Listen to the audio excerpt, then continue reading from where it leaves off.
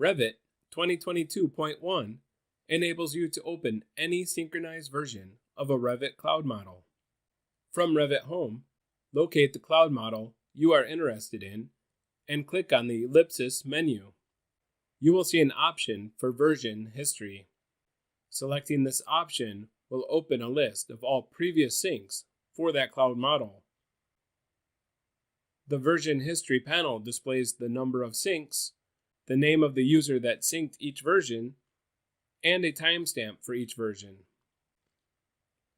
After finding the desired version, you can open with or without auditing that version of the file. The model will open as a detached copy of the project file with the version number and timestamp in the file name. Easily access any synchronized version of a Revit cloud model with this new feature in Revit 2022.1.